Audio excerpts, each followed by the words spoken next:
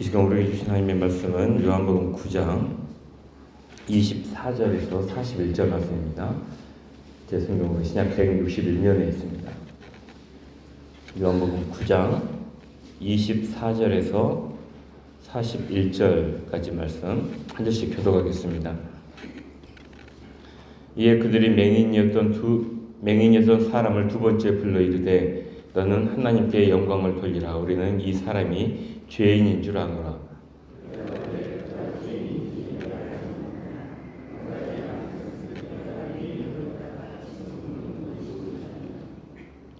그들이 이르되 그 사람이 내게 무엇을 하였느냐? 어떻게 내 눈을 뜨게 하였느냐?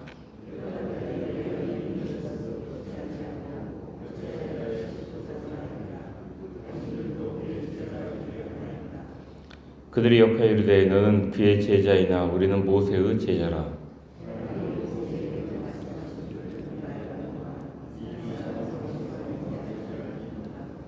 그 사람이 대답하여 이르되 이상하다. 이 사람이 내 눈을 뜨게 하였으되 당신들은 그가 어디서 왔는지 알지 못하는도다.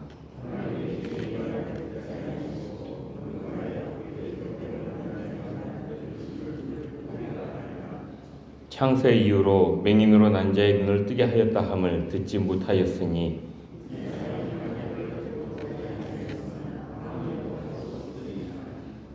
그들이 대답하여 이르되 네가 온전히 죄 가운데서 나서 우리를 가르치느냐 하고 이에 쫓아내어 보내니라.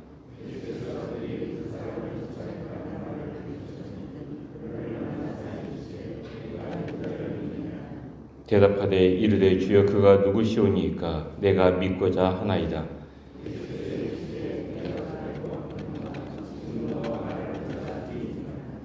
이르되 주여 내가 믿나이다 하고 절하는지라.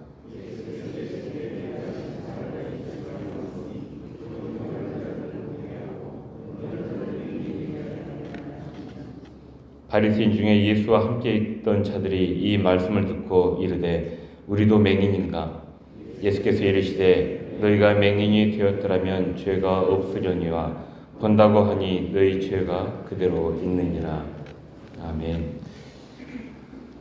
바리새인들은 맹인이었던 자를 두 번째 불러서 신문합니다. 그들은 예수님을 죄인으로 정죄하면서 맹인이었던 자에게 하나님께 영광을 돌리라고 하죠. 이것은 실제로 맹인이었던 자가 눈을 뜬 것에 대해서 하나님께 영광을 돌리라는 의미가 아니라 좋은 말로 할 때 바른 대로 실토하라는 협박이었습니다. 그러나 맹인이었던 자는 바리새인들 앞에서도 당당합니다. 그들에게 자신이 경험하고 느낀 것을 거침없이 이야기하면서 당신들도 그의 제자가 되려 하나일까라고 묻습니다. 그러자 이 바리새인들이 어떻게 반응합니까? 28절 말씀을 보면은 그들이 욕하여 이르되 너는 그의 제자이나 우리는 모세의 제자라라고 대답합니다. 모세가 살아있었다면 그는 바리새인들을 제자로 인정하지 않았을 뿐 아니라 오히려 그들에게 욕을 했을 겁니다. 예수님은 앞서 5장에서 너희가 성경에서 영생을 얻는 줄 생각하고 성경을 연구하거니와 이 성경이 곧 내게 대하여 증언하는 것이니라 라고 말씀을 합니다. 그리고 뒤이어서 내가 너희를 아버지께 고발할까 생각하지 말라. 너희를 고발하는 이가 있으니 곧 너희가 바라는 자 모세니라. 모세를 믿었더라면 또 나를 믿었으니 이는 그가 내게 대하여 기록하였음이라. 그러나 그의 글도 믿지 아니하거든 어찌 내 말을 믿겠느냐 이렇게 말씀을 하셨죠. 바리새인들은 스스로를 모세의 제자라고 자처를 하고 있었는데 실제로 그들은 모세가 가르쳤던 것, 기록했던 것들을 전혀 알지 못하고 있는 그런 사람들이었습니다. 맹인이었던 자는 나름 설득력 있는 논리로 예수님을 두둔합니다. 31절에서 33절 말씀을 보면은 하나님이 죄인의 말을 듣지 아니하시고 경건하여 그의 뜻대로 행하는 자의 말은 들으시는 줄 우리가 아나이다. 창세 이후로 맹인으로 난 자의 눈을 뜨게 하였다 함을 듣지 못하였으니 이 사람이 하나님께로부터 오지 아니하였으면 아무 일도 할 수 없으리이다 라고 대답하죠. 그러자 바리새인들은 자신들이 무식한 자로 여기고 있던 자가 주제넘게 똑똑하게 오만불선한 말을 하는 것을 듣고 분노합니다. 그래서 결국 이 맹인이었던 자를 쫓아내죠. 여기서 쫓아냈다는 것은 신문받던 곳에서 쫓아냈다는 의미보다는 그 부모가 두려워하던 출교 처분이 맹인이었던 자에게 내려졌다는 의미로 보는 것이 더 적절해 보입니다. 이로 인해 그에게 예수님이 그 소문을 듣고 찾아오십니다. 우리 성도님들, 우리에게는 의를 위해 고난을 택한 당신의 백성을 찾아오시는 주님이 계십니다. 한 마리의 잃은 양을 찾기 위해 나서시는 선한 목자이신 예수님이 우리에게는 계시죠. 사망의 음침한 골짜기라도 찾아오시는 든든한 목자가 우리에게는 계십니다. 그러니 두려워하지 마시고 의의 길, 믿음의 길을 굳건히 걸어가시길 바랍니다. 맹인이었던 자가 쫓겨났다는 소식을 듣고 그를 찾아오신 예수님은 그를 어떻게 위로를 하고 계신가요?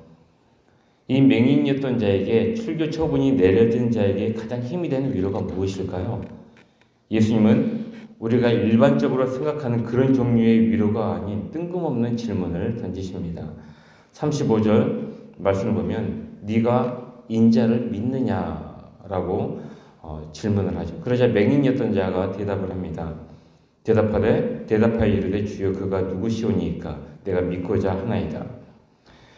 이 맹인이었던 자는 인자가 누구인지는 모르겠는데 자기를 고쳐준 선지자 같은 분이 소개하는 사람이라면 누구든 믿을 수 있다고 생각을 했던 것 같습니다. 그러자 예수님은 곧바로 자신의 정체를 드러내시죠. 37절에서 예수께서 이르시되 네가 그를 보았거니와 지금 너와 말하는 자가 그이니라 라고 말씀합니다. 예수님이 맹인이었던 자에게 가장 주고 싶으셨던 큰 위로는 다른 무엇보다도 예수님을 진정으로 알 수 있는 영적인 눈을 밝혀주시는 것이었습니다. 그래서 이 맹인이었던 자에게 예수님이 누구신가를 말씀을 해주시죠. 그것이 유대교에서 추방당한 자에게 가장 큰 위로가 될 것이라고 믿으셨습니다. 예수님을 제대로 아는 순간 그분을 옹호하다가 당한 고난이 얼마나 값진 것인지 깨닫게 될 것이기 때문입니다. 반대로 해당에서 모세의 제자라고 자처하는 자들이 실제로는 얼마나 진리와 동떨어져 있는 것인지, 얼마나 무지하고 가련한 자들인지 알게 될 것이기 때문이죠. 여기서 예수님이 드러내신 인자라는 호칭에는 예수님이 감당하셔야 하는 두 가지 사명이 있습니다. 하나는 이스라엘을 대속하시기 위해 고난을 당하시고 죽으시는 메시아의 사명입니다. 그리고 또 하나는 온 세상을 통치하시고 심판하시는 심판자의 역할입니다. 예수님은 이 인자라는 호칭을 통해 맹인이었던 자에게 자신이 누구인지를 분명히 알게 하신 겁니다. 그러자 맹인이었던 자는 주저하지 않고 주여 내가 믿나이다 라고 말하고 절을 합니다. 맹인이었던 자는 처음에 예수님을 뭐라고 불렀을까요? 처음에는 예수라 하는 그 사람이라고 불렀습니다. 그리고 그 다음에는 선지자로 부릅니다. 그리고 그 다음에는 하나님께 들으시는 분, 다음에는 하나님께로부터 오신 분, 그리고 그 다음에는 예수님을 인자와 주로 고백합니다. 사마리아 여인처럼 맹인이었던 자도 시련을 거치고 예수님을 인격적으로 만나면서 점점 영적인 눈이 밝아졌습니다. 그러나 바리새인들은 어떻습니까? 그들은 육신적인 눈은 떠져 있었지만 끝내 인자이신 예수님을 보지 못하는 영적인 맹인이 되었습니다. 예수님은 자신의 연약함과 부족함을 인정하고 예수님을 구주로 고백하며 그 말씀을 따르는 자들은 영적으로 보게 하십니다. 하지만 스스로 잘난 체하며 자신의 부족함과 죄인됨을 인정하지 않고 예수님을 따르지 않는 교만한 자들은 끝내 보지 못하게 하시죠. 그리고 이것이 그들에게 심판이 될 것이라고 말씀합니다. 39절 말씀입니다. 예수께서 이르시되 내가 심판하러 이 세상에 왔으니 보지 못하는 자들은 보게 하고 보는 자들은 맹인이 되게 하려 함이라. 아멘. 예수님의 이 말씀을 들은 바리새인들이 우리도 맹인인가? 라고 서로 묻습니다. 이 말씀은 우리는 맹인 아니지라는 의미입니다. 무엇을 기대한 질문인가요? 아니다라는 대답을 기대한 질문이죠. 그러나 예수님이 이렇게 선언합니다. 41절 말씀에서 예수께서 이르시되 너희가 맹인이 되었더라면 죄가 없으려니와 본다고 하니 너희 죄가 그대로 있느니라 라고 말씀하십니다. 여기서 본다고 하니는 스스로 다 안다고 여겨 지혜롭다고 생각한다라는 의미입니다. 이러면은 예수님의 말씀을 따르려고 하지 않겠죠. 그러니 그들의 죄가 그대로 있을 수밖에 없습니다. 그러나 반대로 맹인이 되었더라면은 어린아이처럼 자신의 한계를 인정하고 예수님을 메시아로 받아들일 준비가 되어 있다라는 뜻입니다. 이들은 예수님의 말씀을 배우며 겸손히 순종하는 자들입니다. 여러분들은 어떻습니까? 다 안다고 여기고 스스로 지혜롭게 생각하는 성도님들입니까? 아니면 예수님의 말씀을 배우며 겸손히 순종하는 위치에 있는 성도님들입니까? 바울도 고린도전서 1장 26절부터 29절에서 이렇게 말합니다. 형제들아 너희를 부르심을 보라. 육체를 따라 지혜로운 자가 많지 아니하며 능한 자가 많지 아니하며 문벌 좋은 자가 많지 아니하도다. 그러나 하나님께서 세상에 미련한 것들을 택하사 지혜 있는 자들을 부끄럽게 하려 하시고 세상에 약한 것들을 택하사 강한 것들을 부끄럽게 하려 하시며 하나님께서 세상에 천한 것들과 멸시받는 것들과 없는 것들을 택하사 있는 것들을 폐하려 하시나니 그는 아무 육체도 하나님 앞에서 자랑하지 못하게 하려 하심이라. 아멘. 맹인이었던 자는 어디에 위치해 있었을까요? 맹인이었던 자는 지혜롭지 않은 자에 속해 있었고요. 세상에 미련한 자에 속해 있었고요. 세상에 약한 것들에 속해 있었습니다. 세상에 천한 것들, 멸시받는 것들, 없는 것들에 속해 있는 자가 바로 맹인이었던 자였습니다. 바리새인들은요. 바리새인들은 문벌 좋은 자였습니다. 지혜 있는 자들이었습니다. 강한 자들이었습니다. 그리고 하나님 앞에서 자신들을 자랑하는 자들이었죠. 모세의 제자를 자처하며 예수님을 죄인으로 몰아세웠던 바리새인들, 스스로 지혜 있는 체하며 다 안다고 거드름을 피웠던 바리새인들, 이들이야말로 예수님의 영적인 메인들이고 죄인이라고 말씀을 하십니다. 우리 성도님들, 누구의 제자로 사느냐에 따라 삶의 결과가 달라지게 됩니다. 우리에게는 우리를 살리기 위해 목숨을 내어주신 참 스승이 계십니다. 사망의 음침한 골짜기라도 찾아오시는 든든한 목자가 계시죠. 구세주요 왕이신 예수 그리스도가 계십니다. 그분 때문에 우리가 이미 영생을 누리고 있다는 사실 그 한 가지만으로도 우리는 예수님의 제자로 살기에 충분합니다. 예수님의 말씀에 더 귀를 기울이며 더 순종할수록 주님은 우리의 영적인 눈을 더 밝게 열어주실 겁니다. 오늘 하루도 주님의 말씀 앞에 겸손히 자신을 내어드리며 주님의 제자답게 살아가는 우리 성도님들의 삶이 되시기를 간절히 기원합니다. 함께 기도하겠습니다. 사랑과 은혜의 하나님, 오늘 첫 시간을 말씀으로 시작하게 하시니 감사합니다.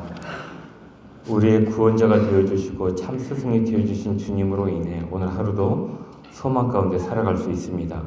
나의 나던 것은 오직 주님의 은혜임을 기억하며 언제나 겸손히 주님의 말씀에 순종하는 우리 성도들이 되게 하여 주옵소서. 그리하여 스스로 지혜 있는 체하는 어리석은 자가 되지 않게 하시고 주님의 제자된 우리의 삶의 진리의 빛이 드리워져 하나님의 영광만을 드러내는 복된 삶을 살아가게 하여 주옵소서. 이 시간 일체 먼저 올려드립니다. 드리는 그 손길과 마음과 기도의 제목을 기억하여 주시고 우리 주님의 방법으로 주님의 때에 가장 좋은 것들로 응답하여 주옵소서. 여러 가지 질병 가운데 있는 육신의 연약함 가운데 있는 우리 성도들이 있습니다.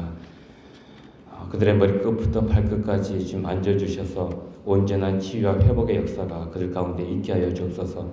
그들의 마음까지도 만져주시고 그들의 눈물을 닦아주시며 그들의 모든 가정들, 가족들 한 명 한 명을 만지시고 위로하시는 주님의 놀라운 평안이 그들 가운데 있게 하여 주시옵소서. 또한 여러 가지 삶의 어려움 가운데 있는 우리 성도들이 있습니다.